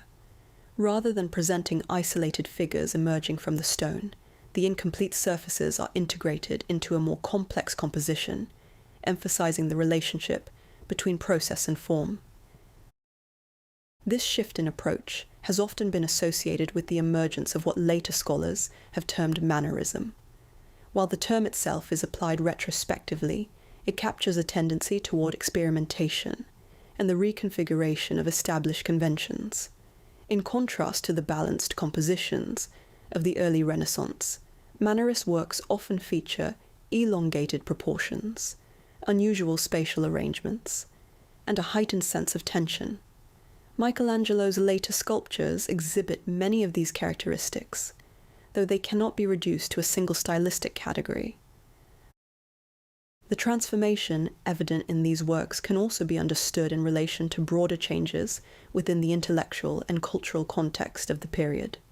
The optimism associated with earlier phases of the Renaissance, characterized by confidence in the ability to understand and represent the world through rational principles, gave way to a more complex set of concerns.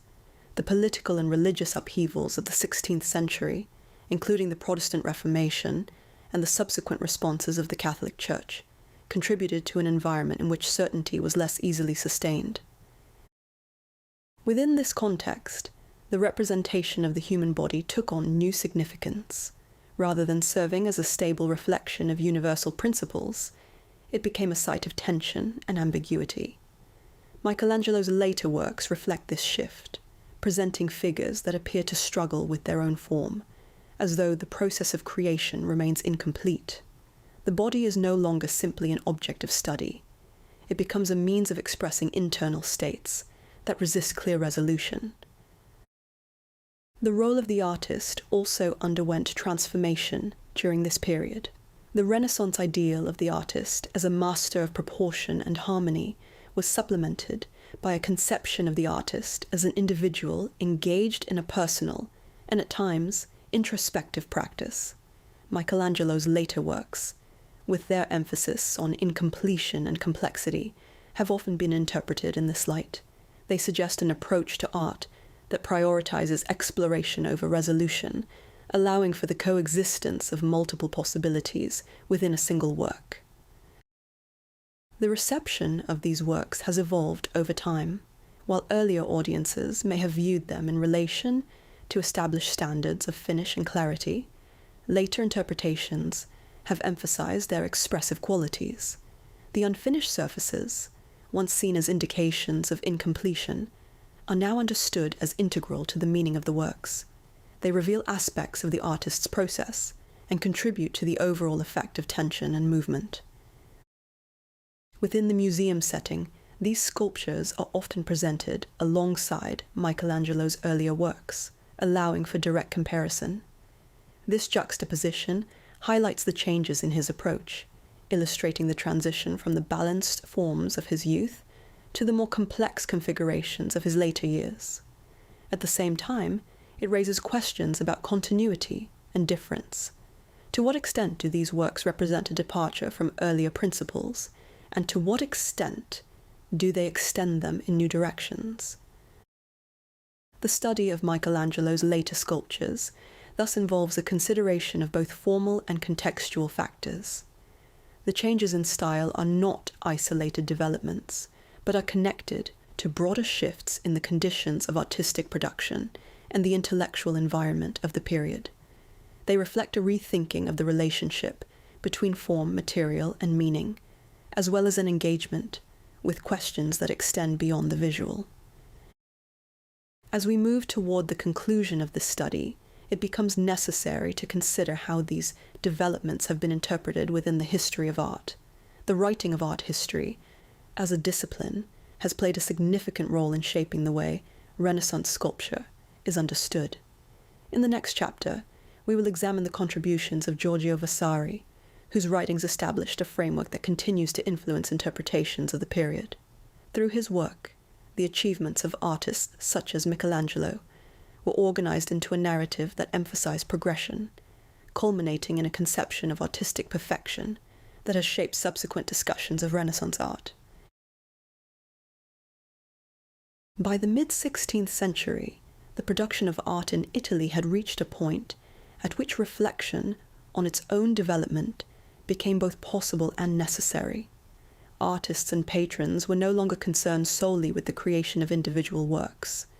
They were also engaged in understanding how those works related to one another across time. It is within this context that the writing of art history began to take shape as a distinct form of inquiry, and no figure is more closely associated with this development than Giorgio Vasari. Vasari, a painter and architect active in Florence and Rome, is best known for his book Lives of the Most Excellent Painters, Sculptors, and Architects, first published in 1550 and later revised in 1568. This text represents one of the earliest attempts to construct a comprehensive account of artistic development, organizing the work of artists into a continuous narrative. While earlier writings had addressed individual figures or specific works, Vasari's project sought to present a broader history, tracing the evolution of art from its perceived beginnings to its culmination in his own time. The structure of Vasari's narrative is based on the idea of progression. He describes the development of art in terms that parallel the stages of human life: infancy, youth, maturity, and ultimately perfection. According to this model, early efforts are characterized by uncertainty and lack of refinement, while later works achieve greater clarity and control.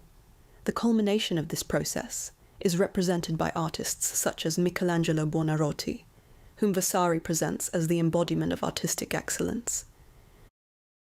This conception of progress has had a lasting influence on the study of Renaissance art. It introduces a framework in which works are evaluated not only on their individual merits, but in relation to their position within a broader trajectory. Artists are understood as contributing to a collective advancement, building upon the achievements of their predecessors and refining techniques over time.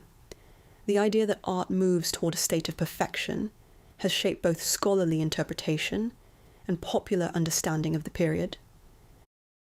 At the same time, Vasari's narrative reflects the specific conditions under which it was produced. His perspective is shaped by his own position within the artistic and cultural environment of Florence, as well as by his connections to patrons such as the Medici family. These affiliations influenced the selection of artists included in the lives, as well as the emphasis placed on certain regions and traditions. Florence, in particular, occupies a central role in his account, often presented as the primary site of artistic innovation. The biographical form of Vasari's writing also contributes to its distinctive character. Rather than focusing exclusively on works of art, he presents the lives of artists as a central component of his narrative. Anecdotes, personal details, and accounts of individual character are interwoven with discussions of artistic practice. This approach humanizes the figures he describes, but it also introduces elements of interpretation that extend beyond verifiable fact. The boundaries between history and storytelling become less clearly defined, raising questions about the reliability of certain accounts. Despite these limitations, Vasari's work remains an essential source for the study of Renaissance art. Many details about artists and their works are preserved only through his writings, making them indispensable for historical reconstruction. At the same time, his text must be approached critically, with an awareness of the perspectives and assumptions that shape its narrative. Modern scholarship has sought to reassess Vasari's conclusions, examining the extent to which his model of progression accurately reflects the complexity of artistic development. One of the key areas in which this reassessment has taken place concerns the idea of a linear progression toward perfection. While Vasari's narrative suggests a clear trajectory, contemporary studies emphasize the diversity of approaches within the Renaissance.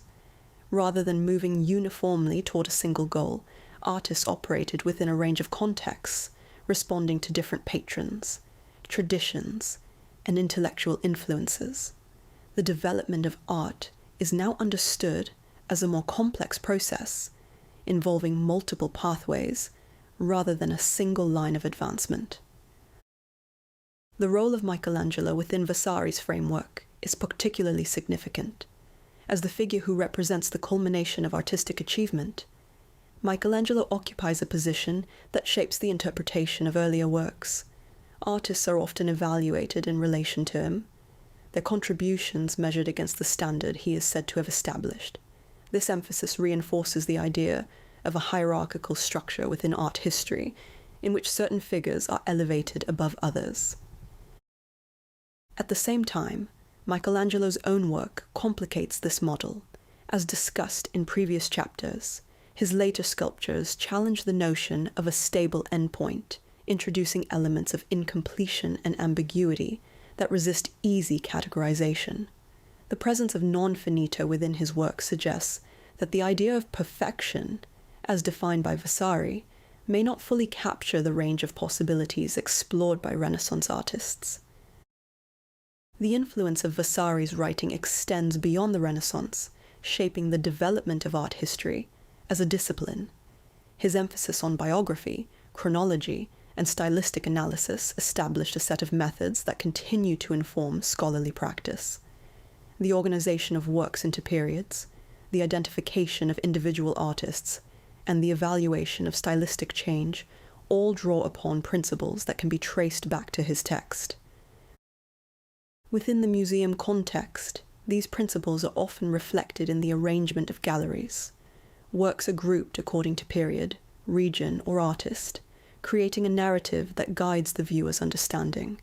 This organization facilitates comparison and study, but it also imposes a particular structure on the material. The viewer encounters the works within a framework that has been shaped by historical interpretation, rather than by the conditions of their original production. The relationship between Vasari's narrative and the modern museum highlights the ongoing construction of art history. The categories and frameworks used to organize works are not fixed. They evolve over time, influenced by new research and changing perspectives. As a result, the interpretation of Renaissance sculpture continues to develop, reflecting both continuity and revision within the discipline. To engage with these works, therefore, is to participate in an ongoing process of interpretation. The sculptures themselves remain constant, but the meanings attributed to them shift as new questions are asked and new contexts considered. Vasari's contribution lies not only in the information he provides, but in the model of inquiry he establishes.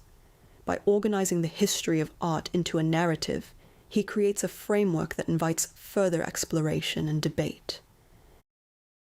As we move toward the conclusion of this study, it is important to consider how the legacy of Renaissance sculpture extends beyond its immediate historical context.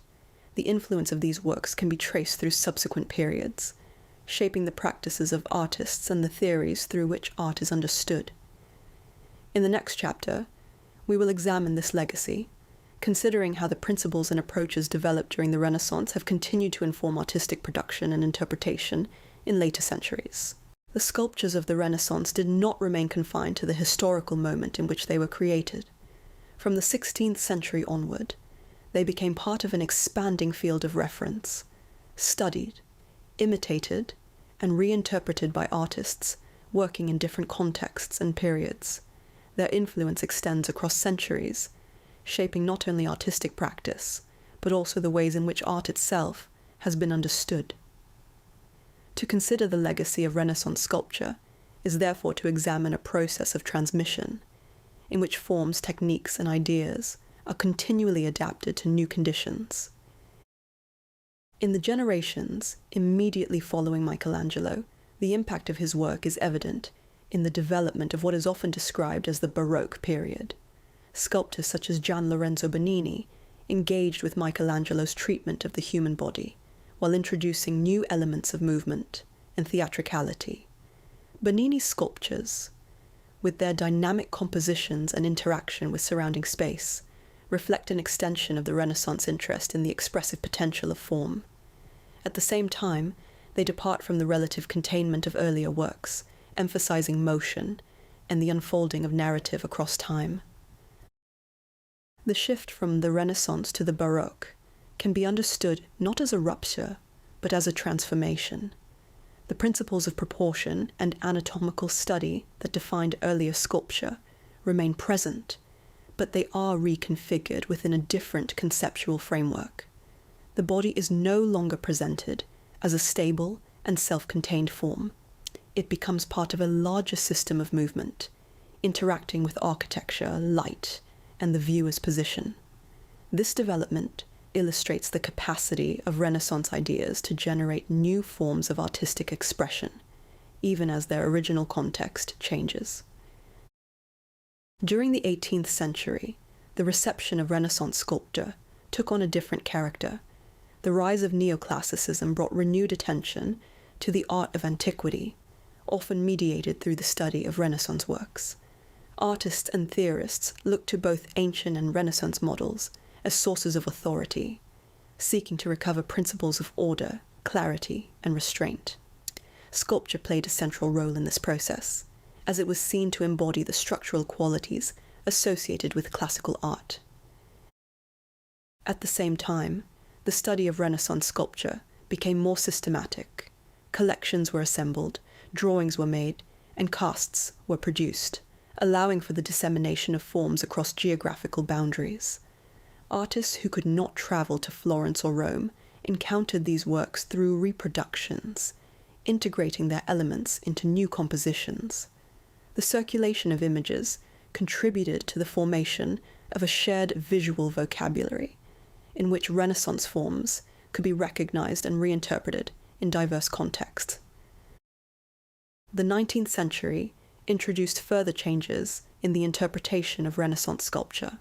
As art history began to emerge as an academic discipline, scholars sought to analyze works within a structured framework, drawing upon historical documents, stylistic comparison, and theoretical models.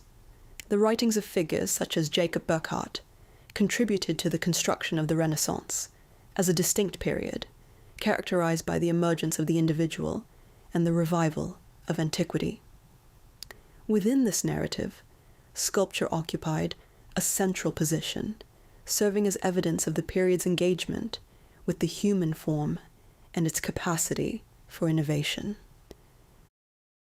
Artists of the 19th century also responded directly to Renaissance sculpture, often in ways that emphasized its unfinished aspects.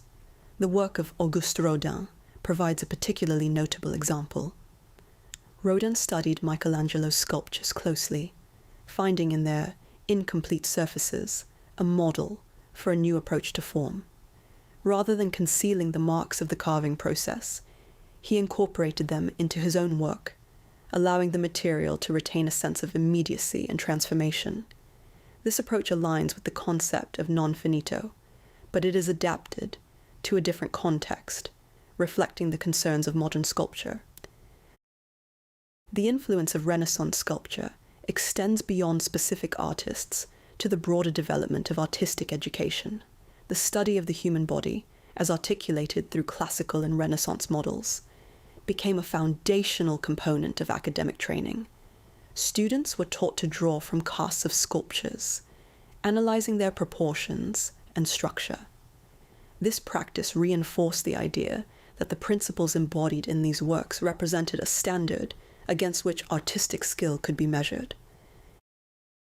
At the same time, the 20th century introduced new perspectives that challenged established interpretations. Movements such as modernism questioned the emphasis on representation and proportion, exploring alternative approaches to form and material. Yet even within these movements, the legacy of Renaissance sculpture remained present. Artists continued to engage with questions of structure, space, and the relationship between figure and ground, often redefining these concepts in response to contemporary concerns. The role of the museum in shaping the legacy of Renaissance sculpture is particularly significant. As works were collected, preserved, and displayed within institutional settings, they became part of a global network of cultural exchange. Visitors from different backgrounds encounter these sculptures within a shared environment, contributing to a collective understanding of their significance. At the same time, the museum introduces its own interpretive framework, organizing works according to categories that reflect historical and scholarly developments. This process of interpretation is ongoing. The meanings attributed to Renaissance sculptures continue to evolve as new research is conducted and new perspectives are introduced. Questions of context, authorship, and reception remain central to the study of these works as scholars seek to understand not only how they were created, but how they have been understood over time. The legacy of Renaissance sculpture is therefore not fixed. It is shaped by the interaction between past and present, between the conditions of creation and the context of interpretation. Each encounter with these works contributes to this process, adding another layer to their history. The sculptures themselves remain constant, but the ways in which they are perceived and understood continue to change. As we move toward the conclusion of this study, it becomes necessary to reflect on the broader implications of this process. The examination of Renaissance sculpture has involved not only the analysis of individual works, but the consideration of systems, of patronage, of theory, of historical narrative. These systems provide a framework for understanding, but they also remain open to revision. In the final chapter, we will return to the museum space with which we began, considering how the experience of these works is shaped by time, context, and interpretation. The sculptures, encountered within the stillness of the gallery, offer an opportunity to reflect not only on their own history, but on the ways in which meaning is constructed and sustained across generations. As the sequence of chapters draws to a close, we return to the space in which this exploration began, the museum. The galleries remain unchanged in their physical structure, yet the experience of them has shifted through the accumulation of knowledge. What once appeared as a collection of individual objects now presents itself as a network of relationships between works, between historical moments, and between systems of interpretation that continue to shape their meaning. The sculptures encountered within this space do not exist in isolation. Each carries with it the conditions of its creation, the material from which it was formed, the hands that shaped it, the patrons who commissioned it, and the intellectual frameworks within which it was conceived. These elements do not disappear when the work enters the museum. They persist, though often in altered form. The act of viewing becomes an engagement not only with the object itself, but with the layers of history that surround it. Throughout this study, Renaissance sculpture has been approached from multiple perspectives: formal, political, intellectual, and material. The human body, central to so many of these works, has been considered not merely as a subject of representation, but as a structure through which broader ideas are articulated. Proportion, balance, and movement have been understood as elements that extend beyond visual appearance, connecting the physical form to systems of thought that seek to explain the relationship between parts and whole. At the same time, the role of the artist has emerged as a key factor in shaping these works. Figures such as Michelangelo Buonarroti do not simply produce objects. They operate within networks of training, patronage, and intellectual exchange. Their work reflects both individual decisions and collective conditions, demonstrating how artistic practice is embedded within a broader cultural context. The concept of time, which has appeared in various forms throughout this discussion, provides a unifying thread. In the Medici Chapel, time is represented through allegorical figures. In the unfinished sculptures, it is visible in the stages of carving. In the museum, it is experienced through the arrangement of works across periods. These different manifestations of time intersect, creating a complex framework in which past and present are continuously brought into relation. The museum itself plays a central role in this process.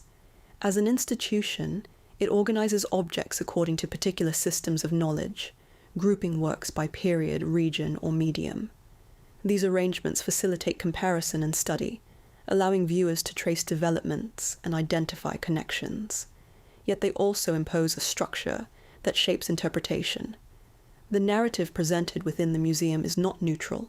It reflects decisions about what to include, how to display it, and how to contextualize it. To walk through the galleries, then, is to move through a constructed history.